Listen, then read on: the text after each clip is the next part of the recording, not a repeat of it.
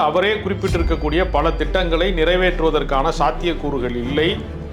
அதையெல்லாம் நிறைவேற்றினா என்ன நிலைமைக்கு ஆளாகும் அப்படிங்கிறத அவர் உணர்த்துவதற்காக திமுக மேலே நாளே பழிய போட்டுட்டு எஸ்கேப் ஆகிறதுக்கான கேட்டை ஃபர்ஸ்ட் நாளே ஓப்பன் பண்ணுறாங்க.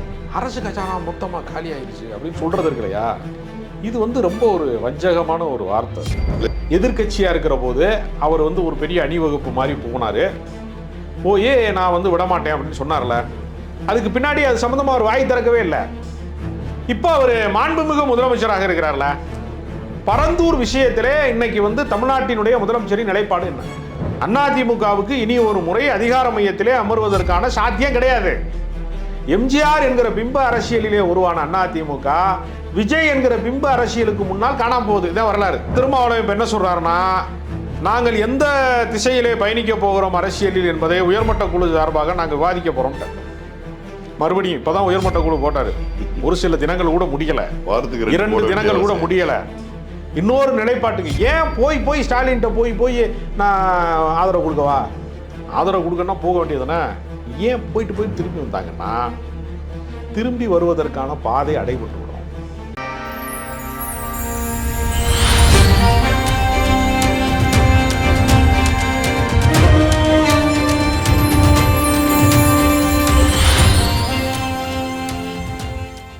வாகை தமிழ் நேயர்களுக்கு வணக்கம். இன்று நம்முடன் இணைந்திருப்பவர் அரசியல் விமர்சகர் திரு ராஜகம்பீரன் அவர்கள். வணக்கம். வணக்கம். திரு மாண்புமிகு ஜோசப் விஜய் அவர்கள் பதவியேற்பு எடுத்திருக்காங்க. பதவியேற்ற முதல் நாளிலேயே மிகப்பெரிய சர்ச்சைகள் தொடங்கிருச்சு.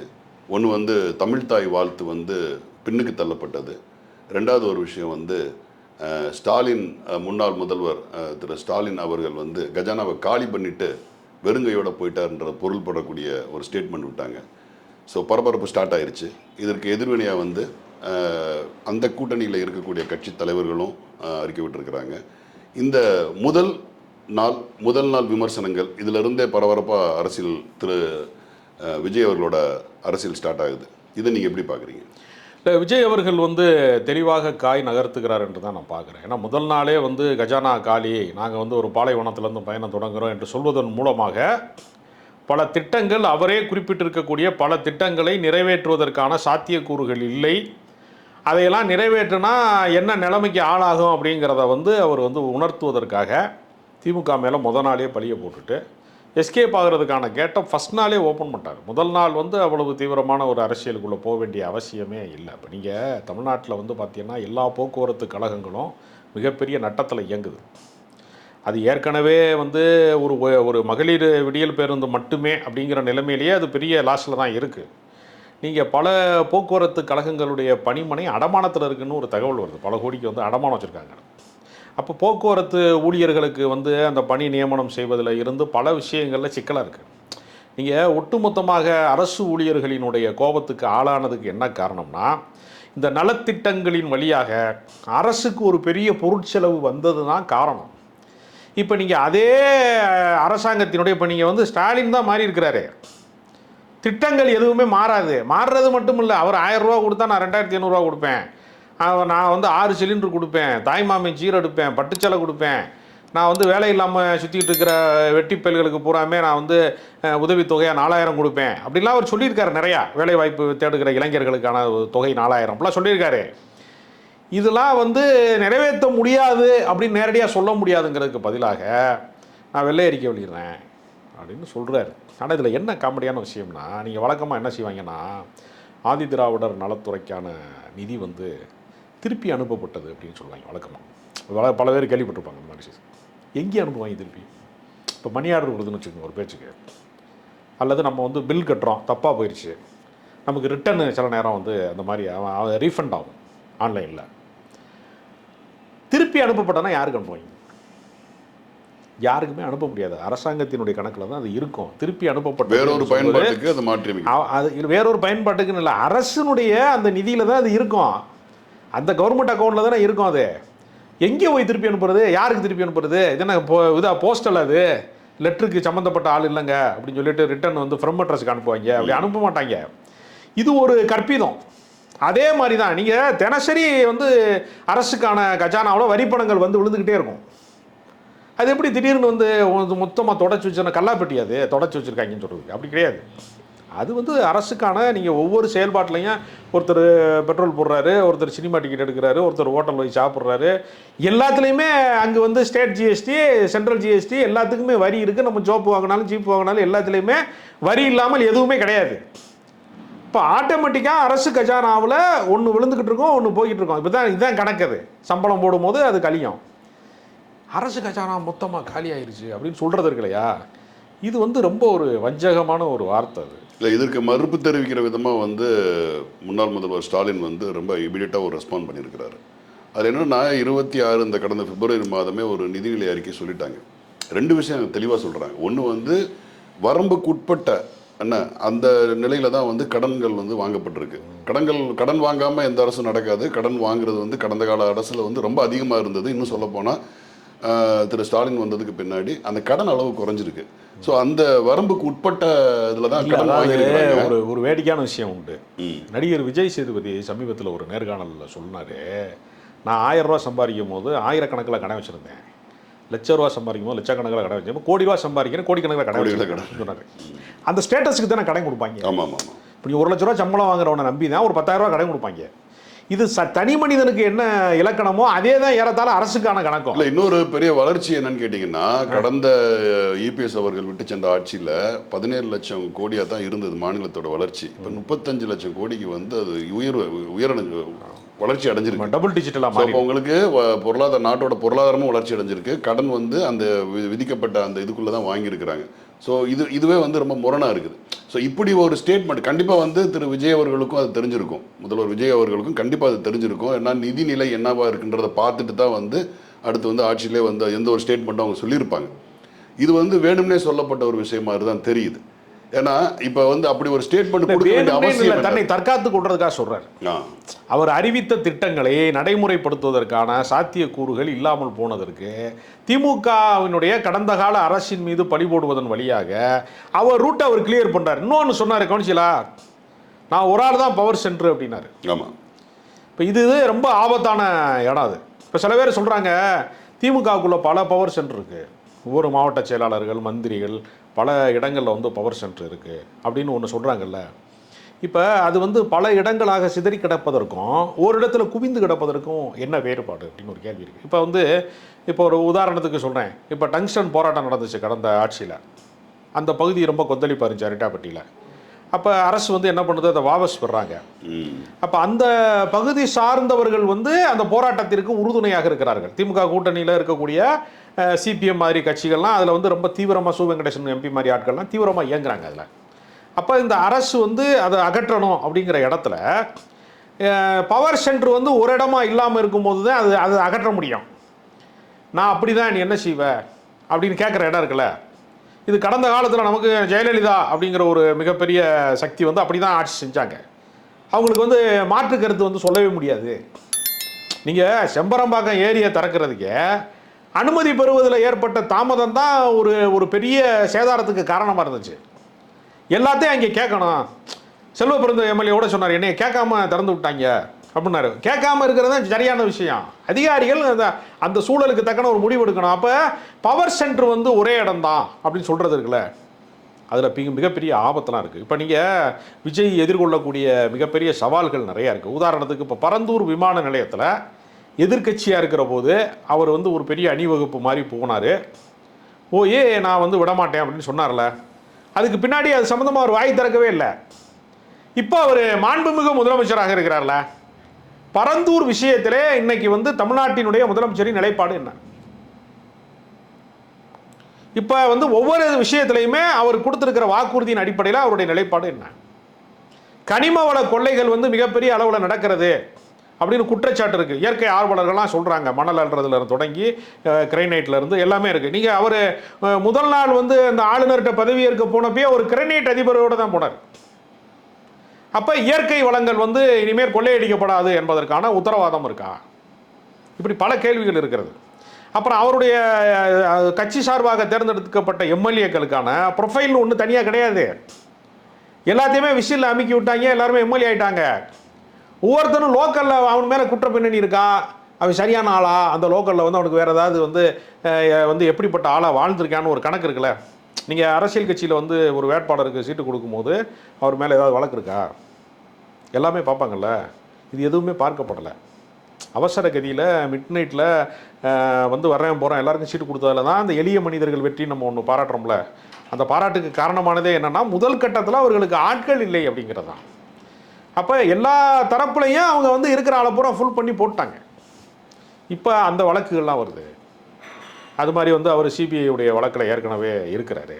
இப்போ அவர் பல சவால்களை சந்திக்க வேண்டியிருக்கு. இல்லை, சவால்களை சந்திக்க போகிறாருன்றதில் நான் கொஞ்சம் முரண்படுறேன். ஏன்னா அரசியல்வாதியாக வேண்டாம் அவர் வந்து புதியவராக இருக்கலாம், அரசு ஆட்சி அமைக்கிறதுல வேண்டாம் அவர் புதியவராக இருக்கலாம். ஆனால் அவர் கார்ப்பரேட்டுகளை டீல் பண்ணுறதுல அவர் ரொம்ப கைதேர்ந்தவர். ஒரு கார்ப்பரேட் நடிகர், அவர் பேன் இண்டியாவுக்கான நடிகராக இருந்து அவர் வந்து மிகப்பெரிய சக்ஸஸான ஒரு பெரிய சூப்பர் ஸ்டார். அவர் ஒரு பேன் இண்டியாவை ஒரு பெரிய கார்ப்பரேட் மையத்துக்குள்ள ஒரு வணிகத்தை எப்படி வெற்றியாக்கணும், என்ன பண்ணணுன்ற ஒரு பந்தய குதிரையில் ரொம்ப சிறந்தவர் அவர். இப்போ நடக்கிறதும் அதே மாதிரி. இப்போ நீங்கள் சொன்னீங்க இல்லை, அதிகாரம் வந்து ஒரு மையத்தில் குவியும், வேற எல்லாருமே டம்மிகள் தான். அதாவது உங்களுக்கு அவங்களோட ப்ரொஃபைல் தேவையில்லை, பேக்ரவுண்டு தேவையில்லை, கலா அனுபவங்கள் தேவையில்லை.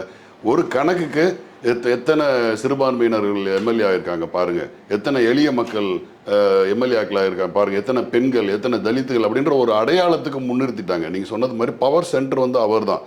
அந்த பவர் சென்டரை வந்து ஆட்டுவிக்கிறது, உருவாக்குறது, கட்டுப்படுத்த போகிறது எல்லாமே கார்ப்பரேட்டு தான்.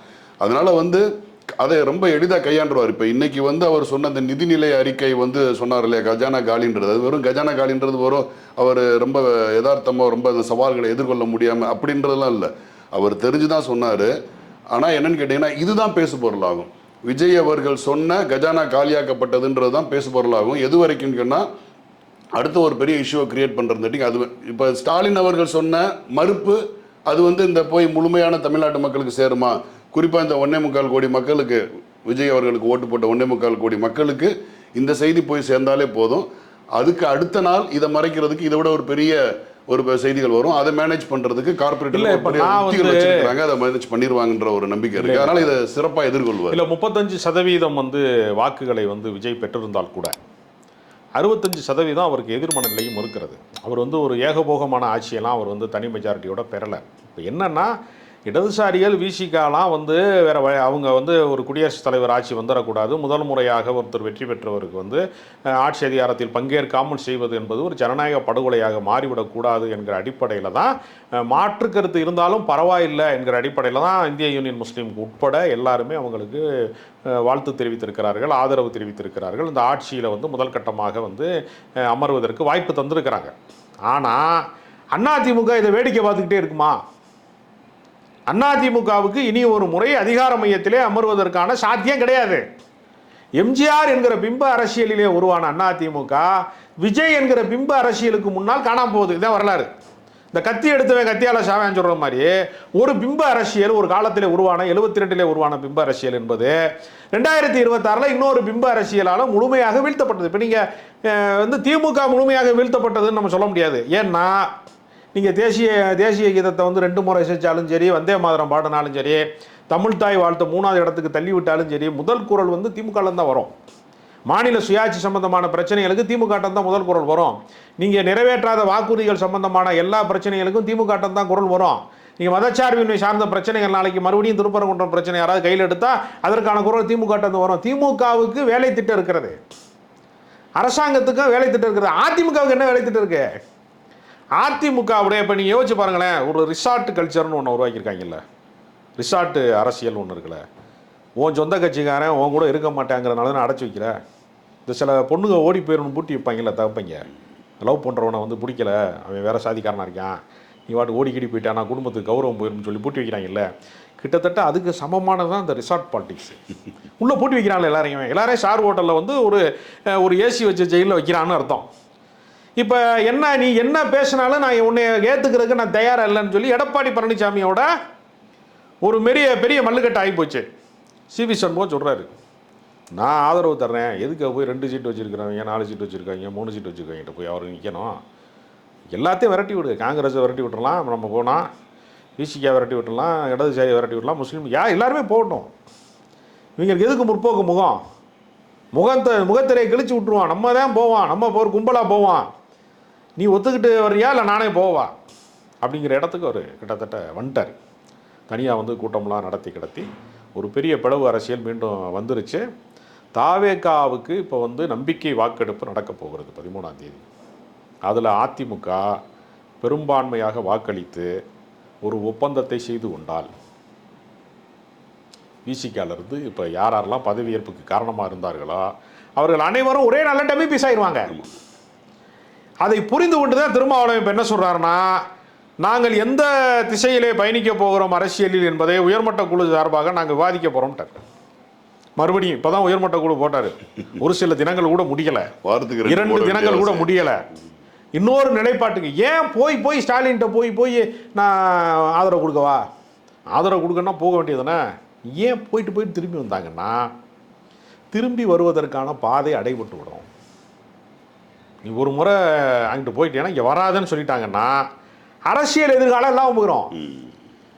விஜயை வந்து கண்ணை மூடிக்கொண்டு ஆதரிப்பதற்கு ஒரு இவ்வளோ கால சித்தாந்த அரசியல், கொள்கை அரசியல் பேசியவர்கள், போராட்ட அரசியல் நடத்தியவர்களுக்கு வந்து அவங்களுடைய நம்பகத்தன்மை கேள்விக்குறியாயிரும். திருமாவளவன் வந்து ஒரு திரைப்பட நடிகனுக்கு பின்னாடி அவர் வந்து வெறும் பிம்ப அரசியலுக்கு பின்னாடி போக முடியுமா? அவருக்குன்னு ஒரு கோட்பாட்டு அரசியல் இருக்குது. அவருக்கு சாதி ரீதியான ஒடுக்குமுறைகளுக்கு எதிரான, வன்முறைகளுக்கு எதிரான, அந்த மக்களை பாதுகாப்பதற்கான அரசியலில் அவர் இருக்கார். அப்போ யாரையுமே அவர் இன்னொரு கட்சியை பாதுகாக்கிற வேலையை அவர் செய்ய முடியாதுல்ல. இப்போ இடதுசாரிகளுக்கு ஒரு வர்க்க அரசியல் இருக்கிறது, தொழிலாளர்களுக்கான உரிமைகளை மீட்டுக் கொடுக்க வேண்டிய ஒரு நெடுந்தூர பயணம் இருக்குது, அவங்களுக்கு ஒரு நூற்றாண்டு பயணம் இருக்குது. அப்போ திடீர் அரசியல் கிடையாது. திராவிட இயக்கத்துக்கு ஒரு மிக நீண்ட அரசியல் பயணம் இருக்கிறது. மொழி கொள்கையிலிருந்து, அவங்களுக்கு சமூக நீதியில இருந்து, சிறுபான்மை நலனில் இருந்து, பெண்கள் நலனில் இருந்து அவங்களுக்கு ஒரு நீண்ட பயணம் இருக்கிறது. அப்போ எல்லா கோட்பாடுகளையும் ஒரு இன்ஸ்டாகிராம் அலை வந்து எல்லாத்தையும் அழிச்சிட்டு போயிருச்சுன்னு சொல்கிற மாதிரிலாம் அரசியல் பண்ண முடியாது. நீங்கள் வந்து இந்த கடற்கரையில் காலடி தளம் வந்து மறைஞ்சிருச்சுங்கிற மாதிரிலாம் ஒரு கொள்கையும் வந்து மறைந்து விடாது. அதனால் வந்து ஏகபோகமான அரசியலுக்குள்ளேலாம் அவர் இல்லை. அதிமுகவினுடைய அணி வந்து விஜயை ஆதரிக்கிற பட்சத்தில் அவருடைய அசலான முகம் வந்து வெளிப்படுவதற்கு சாத்தியக்கூறுகள் வந்துடும். ஏன்னா அதிமுக எம்எல்ஏக்கள் உள்ளே போயிட்டாலே பாஜக ரிமோட் கண்ட்ரோலாக அவங்க மாறுவாங்க. அப்படி மாறினாலே அவர்கள் மத்திய அரசாங்கம் கொடுக்குற எல்லா திட்டங்களுக்கும் கையெழுத்து போடுற வேலையை தான் செய்யணும். மாற்று விஷயங்களை செய்தால் அவங்களுடைய அரசை அவர்கள் வந்து கலைத்து பார்ப்பதற்கு, ஆட்டம் காட்டுறதுக்கு எல்லா வேலையும் அவங்க செய்வாங்க. இப்போ வந்து சிவி சண்முகத்தை நம்பி உள்ளே விட்டு இவங்கெல்லாம் விசிக இடதுசாரிகள், இந்திய யூனியன் முஸ்லீம் லீக்லாம் வெளியேறிட்டு மறுபடியும் சிவி சண்முகமும் வெளியேறிட்டார்னு வச்சுங்க, நிலைமை என்ன ஆகும்? அப்போ அரசியலில் காத்திருப்பாங்க. யாருமே அரசியலில் வந்து ஒருவரை வாழ வைத்து இன்னொருவர் ரசிப்பதற்காக கட்சியில் அவர் காத்திருக்க மாட்டாங்க. ஒருவருடைய அழிவுக்கு இன்னொருவர் காத்திருப்பது தான் அரசியலினுடைய அடிப்படை. அது அறம் இல்லையான்னு நமக்கு தெரியாது, ஆனால் அடிப்படை இலக்கணம் தான். ஒரு கட்சி வீழ்ந்தால்தான் இன்னொரு கட்சி வாழ முடியும். அப்போ அதிமுக வழியாக ஒரு ஆட்டம் காட்டுற வேலையே அமித்ஷாவிலேருந்து ஆர்எஸ்எஸ்லேருந்து எல்லாருமே திட்டமிடுவார்கள். அதனால் இந்த ஆட்சி வந்து அப்படியே வந்து ரொம்ப அப்படியே ஸ்மூத்தாக போயிடும், கேக் வாக்காக போயிடும். இந்த பாதை வந்து மலர் பாதைகளால் வந்து அப்படி அலங்கரிக்கப்பட்ட மலர் பாதைகளால் வந்து அப்படியே சுகமாக போயிருங்கிறது அல்ல. இந்த சினிமா ஷூட்டிங் கிடையாது. நிச்சயமாக ஒரு பெரிய போராட்ட களமாக தான் இது மாறும். திமுகவும் தங்கள் தரப்பில் வந்து மிகப்பெரிய அளவில் வலிமையான ஒரு சக்தியாக மாறுவதற்கு, புதிய இளைஞர்களை எல்லாம் சேர்ப்பதற்கு அவங்க மாற்று திட்டங்களை முன்வைக்க தொடங்கிட்டாங்க. அதுக்கான தகவல்கள் வருகிறது. அதனால் களம் வந்து விஜய் வென்று விட்டார், இனிமேல் அவர் அசைக்கவே முடியாது, ஆட்டவே முடியாது, அவர் தூக்கவே முடியாது, அவருக்கு தான் இனிமேல் 10 வருஷம் 15 வருஷங்கிறதெல்லாம் ஒரு கனவு நிலைப்பாடு. எந்த இன்ஸ்டாகிராமில் எந்த வாட்ஸ்அப்பில் வளர்ந்தார்களோ அதே வாட்ஸ்அப்பில் அழிந்த வரலாறு நாம் தமிழர் கட்சிக்கு இருக்குது. நாம் தமிழர் கட்சியை விட அதிகமாக இளைஞர்களால் வந்து கடந்த காலங்களில் ஈர்க்கப்பட்ட இன்ஸ்டாகிராம் அரசியல், வாட்ஸ்அப் அரசியல் யாருக்குமே கிடையாது. அது வந்து ஒரு சிறு பார்ட்டாக இருந்துச்சு. அது 8% வரைக்கும் வந்துச்சு, 8.22 வரைக்கும் வந்துச்சு. இவங்க அதை வந்து ஒரு 34-35 வரைக்கும் வந்துட்டாங்க. அவ்வளோதான் வித்தியாசமே தவிர ரெண்டும் வந்து அடிப்படையில் பிளாட்ஃபார்ம் ஒன்று தான். இளைஞர்கள், இன்ஸ்டாகிராமு, சோசியல் மீடியா, பஞ்சு டைலாக்கு எல்லாம் கலந்தது தான். அதனால் எங்கு தொடங்கினார்களோ அங்கே வந்து அவர்களுக்கு அழிவு காலமும் தொடங்கும். சரியான நிர்வாகத்தை தந்தால், உறுதியோடு இருந்தால், மதவாதத்தை எதிர்ப்பது என்பது வெறும் டைலாக்காக இல்லாமல் அது உண்மையாக இருந்தால், செயல் திட்டங்களை நிறைவேற்றுவதில் அவர் உறுதிமிக்கவராக இருந்தால் நிச்சயமாக நீடிக்கும் அந்த அரசு. அதில் வந்து நமக்கு மாற்று கருத்து கிடையாது. ஆனால் அவருக்கு வந்து ஒரு எதிர்க்கட்சிக்கு பல 2 எதிர்க்கட்சியை சமாளிக்க வேண்டிய ஒரு கட்டத்திலிருந்து அவர் அரசியலை நிகழ்த்த வேண்டிய அவருக்கு காலத்தின் நிர்பந்தம் இருப்பதனால எளிதாக அவர் இந்த பயணத்தை கடந்துவிட முடியாது. சமீபத்தில் இப்போ விடுதலை சிறுத்தைகள் கட்சியோட தலைவர் தொல் திருமாவளவன் அவர்கள் டெல்லி பயணம் போயிருக்காங்க. அதே நேரத்தில் வந்து கனிமொழி அவர்கள் வந்து பாராளுமன்றத்தில் வந்து இந்த ஃப்ளோர் சீட்ஸ் அரேஞ்ச்மெண்ட்ஸ் இருக்கு இல்லையா, இது வரைக்கும் வந்து காங்கிரஸோட தான் திமுக எல்லாம் ஒன்றா இருந்து பல தமிழ்நாட்டுக்கு எதிரான பல விஷயங்களுக்கு எதிராக எப்பப்பெல்லாம் வருதோ அப்போல்லாம் முழக்கங்கள் எழுப்புறதுக்கான இதாக இருந்தது. ஒரு ஒற்றுமையார் தோழமையோடு வந்து தங்களோட எதிர்ப்பை தெரிவிக்கிறது அப்படி ஒரு களமாக இருந்தது. ஆனால் இப்போ வந்து கனிமொழி அவர்கள் வந்து லெட்டர் கொடுத்துருக்காங்க, தங்களுக்கு வந்து தனி இருக்கைகள் வேணும் அப்படின்னு சொல்லிட்டு. இந்த நிலையில் வந்து விசிக தலைவர் வந்து தொல் திருமாவளவன் அவர்கள் டெல்லி பயணம் போயிருக்கிறாங்க. அவரோட நிலைப்பாடு என்னவா இருக்கும் பாராளுமன்றத்தில்? அவர் சொல்லிட்டாரு, இந்தியா கூட்டணியிலே நாங்கள் தொடர்கிறோமா இல்லையா என்பது குறித்து நாங்கள் வந்து உயர்மட்ட குழுவில் பேசுவோம்னா அவர் இந்த திமுக அணியில் இருக்கிறதா இல்லையாங்கிறது சம்மந்தமாக தான் டிஸ்கஸ் பண்ணிகிட்டு இருக்காரு. அதுக்கு அர்த்தமே தவிர இப்போ எனக்கு என்ன பயமாக இருக்குன்னா, தாவேகாவை நம்பி காங்கிரஸ் வந்து போயிட்டாங்க. அப்படி போனதற்கு பின்பு ஒருவேளை அதிமுக ஆதரவோடு கூடிய ஒரு அரசு, ஒரு நிழல் அரசாக வந்து பெரும்பான்மை நிரூபிப்பதற்கான ஒரு இதாக வந்து அதிமுக ஆதரவோடு கூடிய அரசாக இது மாறுகிற போது இந்த பெரும்பான்மை பிரச்சனை அவர்களுக்கு வந்து பெரிய அளவில் தீர்ந்துடும் அதிமுக ஆதரவில். அதற்கு பின்பு அவர்கள் பாஜகவுக்கு இலகுவான இணக்கமான ஒரு அரசை நடத்தினால் காங்கிரஸின் நிலைமை என்ன ஆகும்? இப்போ காங்கிரஸுக்கு இப்போ மற்றவங்க எல்லாருமே திரும்பி வந்துடுவாங்க, போக்கேடாக இருக்காது. காங்கிரஸ் தமிழ்நாட்டிலே தனிமைப்படுத்தப்படக்கூடிய அபாயகரமான சூழ்நிலை இருக்கிறது. ராகுல் காந்தியினுடைய புன்னகை காங்கிரஸ்காரர்களின் கண்ணீராக மாறிவிடக்கூடாது. அந்த பதவியேற்பு விழாவினுடைய புன்னகை அது ஒன்று தான் எனக்கு இருக்க கவலை. ஏன்னா ஒரு மதச்சார்பற்ற சக்தி என்பது அழிந்து விடுவதில் நமக்கு உடன்பாடு இல்லை. அதனால் கனிமொழியுடைய அந்த கோரிக்கை என்பது அல்லது திருமாவளவனுடைய போக்கு என்பது காங்கிரஸின் எதிர்காலம் என்ன என்பதற்கான கேள்வியாகத்தான் நான் பார்க்கிறேன். மிச்சத்தை நாம் வந்து வரும் நாட்கள் சரியான பார்வை இது. ஆமாம், நன்றி.